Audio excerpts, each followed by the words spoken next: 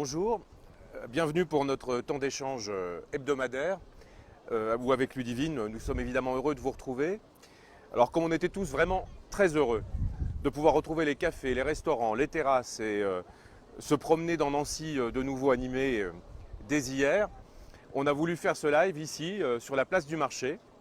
Et je veux remercier évidemment l'équipe du Charles III qui nous accueille sur sa terrasse. Je voudrais vous dire aussi que nous ne sommes pas à la mairie, donc nous sommes sur de la 4G. Et si vous vous apercevez que la qualité de réception de ce live est moyenne, il est enregistré et il va être remis en ligne évidemment sur le site de la ville. Donc si vous souhaitez en bénéficier avec les meilleures conditions d'écoute, n'hésitez pas à le visionner sur le site de la ville.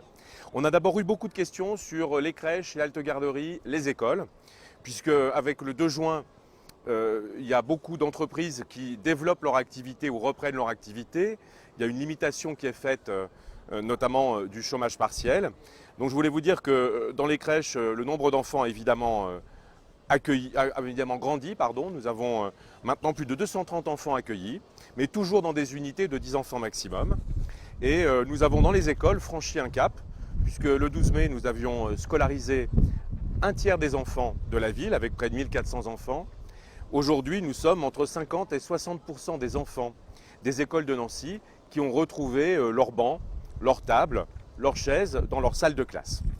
Certaines écoles d'ailleurs pratiquent une alternance des cours et nous avons mis en place, les services de la ville, en partenariat avec les professeurs et les directeurs, un dispositif appelé 2S2C qui a pour but en fait de développer du sport, de la culture, de la prévention santé, des animations en périscolaire comme on dit, quand les enfants n'ont pas cours, mais dans l'école où de toute façon ils doivent se rendre.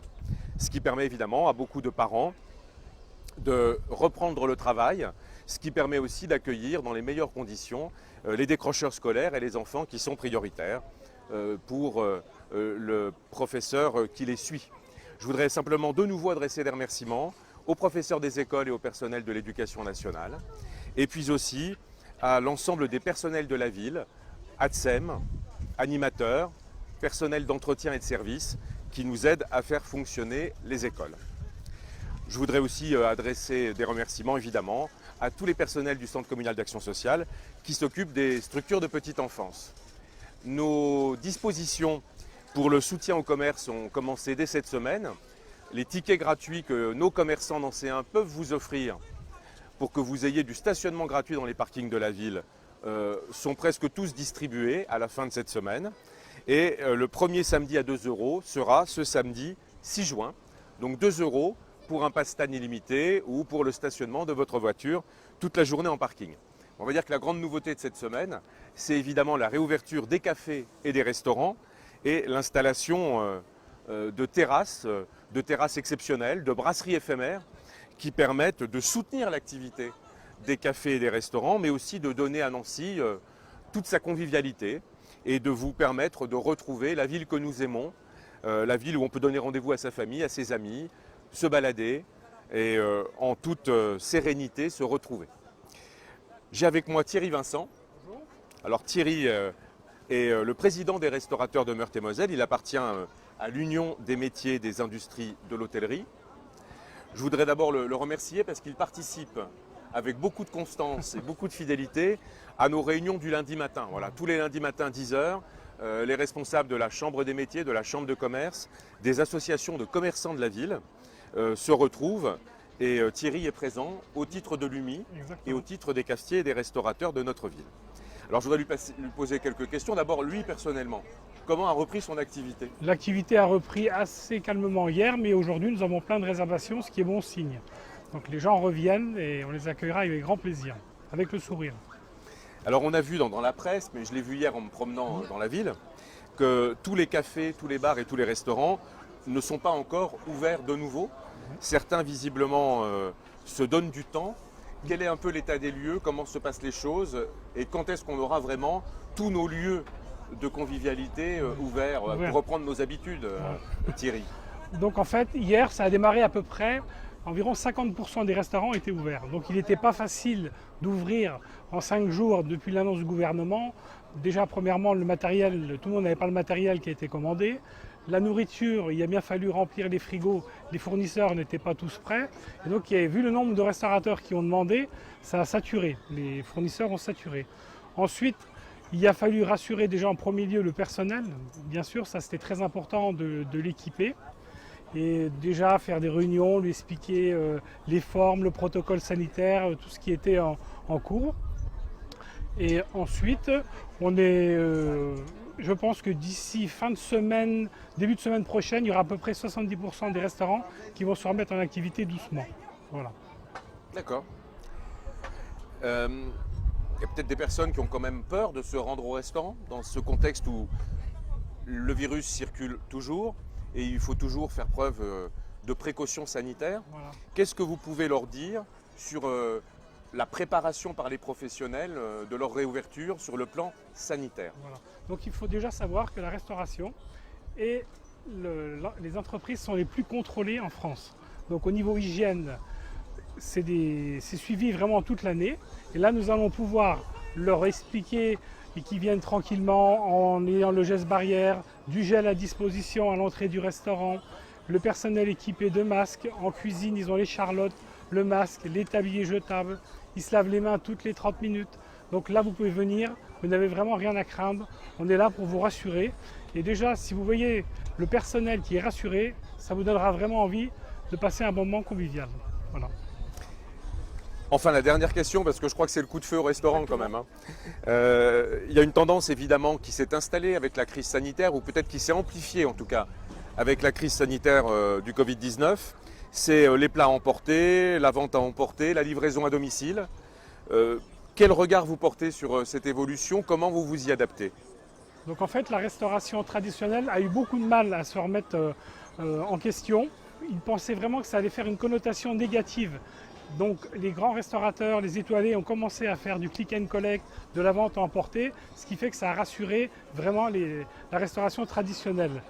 Ensuite, ça c'est une vraie demande et c'est un mode de distribution qui perdurera vraiment dans le temps. Les gens en fait au départ avaient peur que ça soit une baisse de chiffre d'affaires, mais en fait c'est pas une baisse de chiffre d'affaires, c'est un ajout additionnel de chiffre d'affaires et ça c'est très important. Et vraiment nous on a fait ça pendant 6 semaines pendant le confinement et ça a vraiment très bien marché, les gens nous ont soutenus et ça a vraiment gardé des liens avec les clients. Voilà. C'était vraiment une belle chose à faire et à continuer. Merci Thierry. Est-ce qu'il y a quelque chose à ajouter avant de retourner en salle? Alors il est important aussi de soutenir vraiment la restauration, les bars, choses comme ça à Nancy, parce que les restaurateurs et les bars ont fait beaucoup d'efforts pour pouvoir vous accueillir et on sera toujours là à vous accueillir avec le sourire, avec un grand plaisir. À bientôt. Merci Thierry. Moi ce que je peux dire c'est qu'hier quand j'ai fait mon tour de ville, d'abord j'ai vu des gens heureux dans les cafés, dans les restaurants, sur les terrasses. Mais j'ai vu aussi des restaurateurs heureux, effectivement, Exactement. de retrouver le contact avec leurs habitués et de nouveau de faire plaisir autour d'eux, quoi. Donc effectivement, on se donne rendez-vous dans vos établissements pour vous soutenir, mais aussi y trouver du plaisir quand même. Exactement, c'est important. Le plaisir, Merci, la convivialité, c'est ce qui est le plus important. Merci Thierry. Merci. On file, on a une petite vidéo qui a été faite sur les terrasses pour montrer combien la ville finalement s'est rapidement peuplée de ces lieux de convivialité. Puis c'est l'occasion de libérer Thierry pendant que la vidéo vous est diffusée.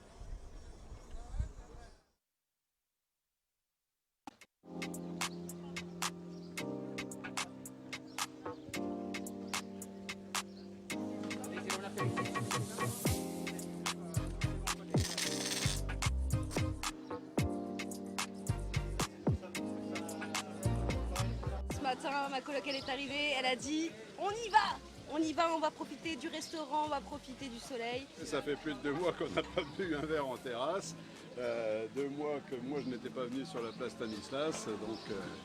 Elle vous a manqué cette place bah, c'est le centre du monde. On est heureux de revenir ici, voilà. Alors, on est solidaires, on est venu manger ici à midi.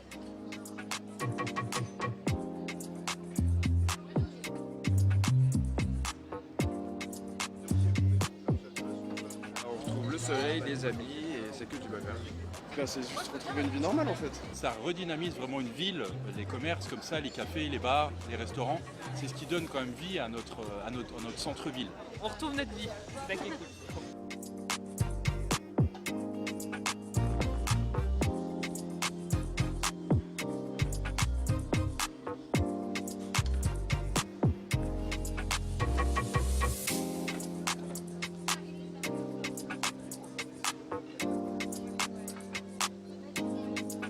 Ça va, les gens sont assez cool, ils respectent aussi bien, on n'a pas besoin de leur dire tenez votre distance, non, c'est bien. Nous ici c'est une clientèle fidèle, alors automatiquement tout le monde est là. On est déjà heureux de pouvoir rouvrir, faire un autre métier et maintenant on va se consacrer à 100% pour nos clientèles, de leur redonner le plaisir de consommer sur une terrasse et grâce au soleil je pense qu'on aura du monde.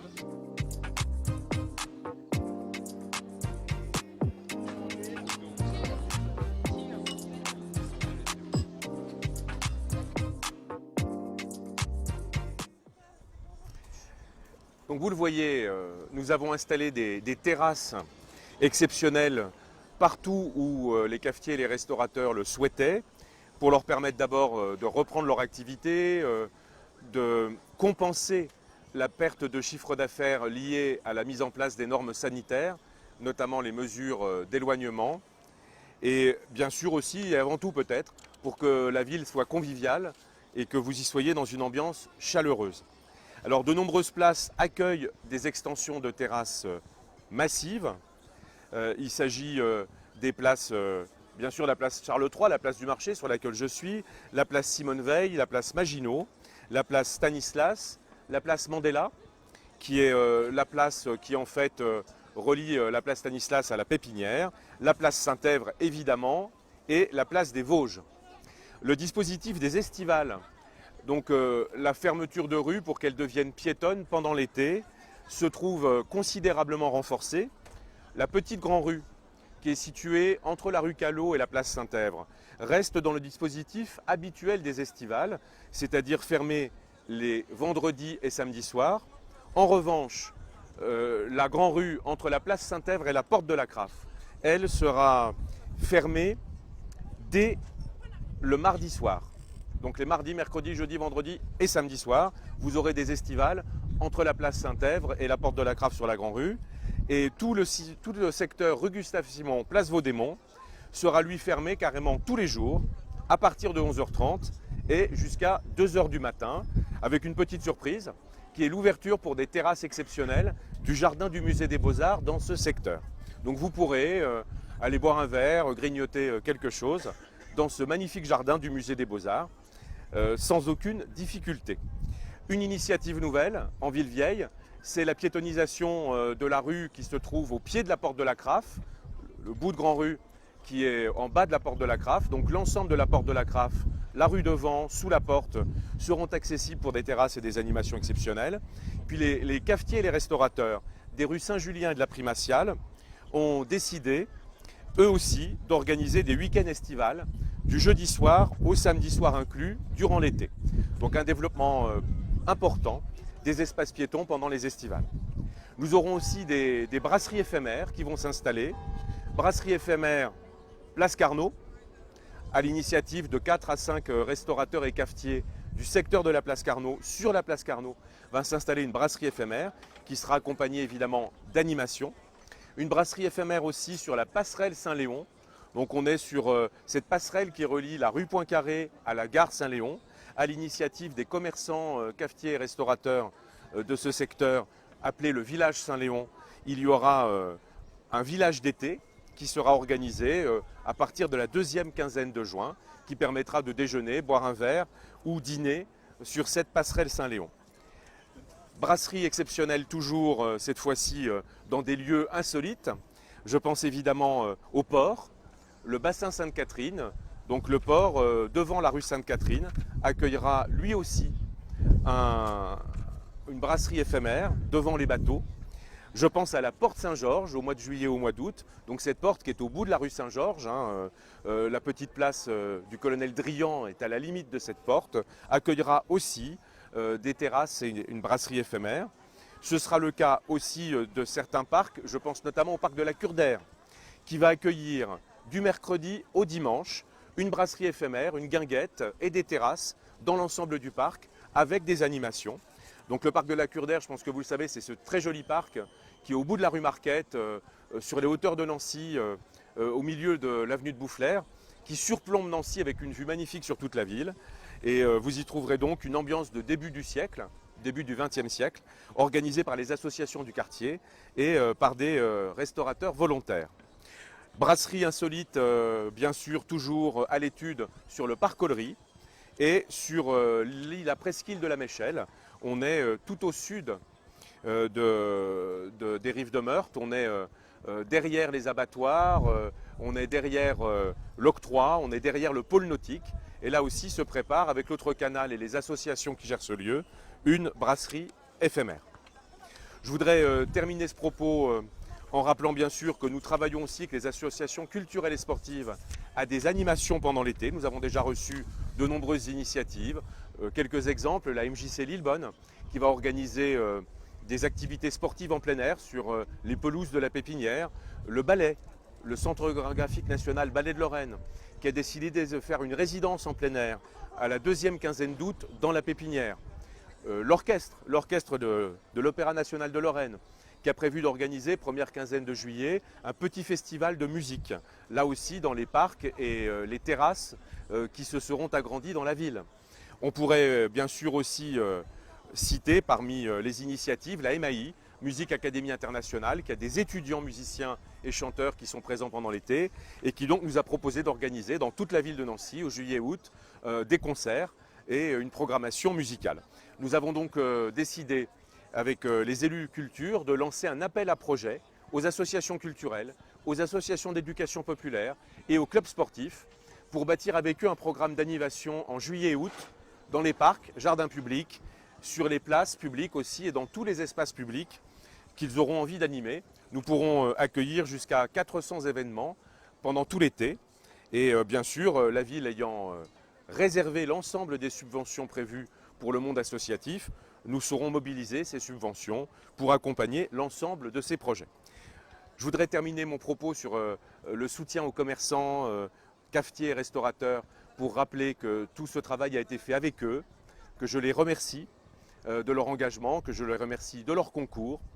Je voudrais rappeler aussi que tous les lundis, il y a une permanence qui se tient à l'hôtel de ville pour les commerçants et artisans de la ville, où nous mettons à leur disposition des masques, du gel hydroalcoolique et bien sûr les tickets gratuits de stationnement qu'ils peuvent offrir à leurs clients, des tickets d'1 € de parking que les commerçants peuvent donner gratuitement à leurs clients. Je terminerai sur les questions de propreté. Vous êtes nombreux à avoir remarqué qu'à Nancy, comme dans la plupart des grandes villes, la reprise de la vie courante est parfois accompagnée, hélas, d'une reprise des incivilités. Je souhaite que tout le monde fasse l'effort, évidemment, de garder propre la ville, de jeter son masque ou de jeter les emballages du repas ou de la boisson prise en vente à emporter dans une poubelle publique. Elles sont régulièrement relevées. La métropole, comme la ville de Nancy, ont fait reprendre leur service à tous les agents en charge de la propreté. Et face à la saturation encore réelle des déchetteries, la métropole a décidé de reprendre la collecte des objets encombrants en porte-à-porte à partir du 9 juin et jusqu'au 25 juin. Vous trouverez bien sûr toutes les informations sur le site internet de la métropole ou de la ville de Nancy. Donc collecte en porte-à-porte des objets encombrants et des hétérogènes à partir du mardi 9 juin et jusqu'au 25 juin. Et pour ce qui concerne les déchets verts, nous pouvons organiser, si vous le souhaitez, une collecte des déchets verts à la demande, sur rendez-vous, chez vous, à partir du moment où vous veillez à contacter Nancy en direct au 03 83 350 350. 03 83 350 350. Voilà sur ces questions de propreté pour lesquelles, vous le savez, nous appelons au plus grand civisme et pour lesquelles, je pense, vous le savez aussi, vous vous exposez bien sûr à une verbalisation. Je voudrais, pour terminer, vous donner rendez-vous à mercredi prochain à 12h15 pour notre prochain entretien avec Ludivine. Nous serons heureux de vous retrouver.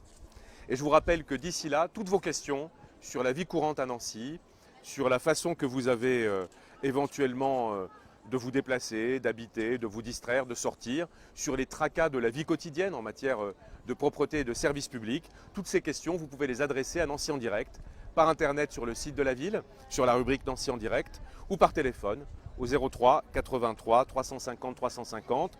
N'oubliez pas de respecter les gestes de précaution sanitaire, la distance de sécurité, le port du masque autant que possible. Bien sûr, se laver les mains le plus souvent possible au savon ou au gel hydroalcoolique. Et puis n'oubliez pas aussi de soutenir nos commerçants, nos artisans, nos cafetiers, nos restaurateurs, en allant faire vos courses chez eux, en proximité, et en prenant le temps de flâner en ville. Shopping, terrasse, café, retrouvailles en famille ou entre amis sont au programme de ce mois de juin. Voilà. Belle journée à vous, sous le soleil. À bientôt.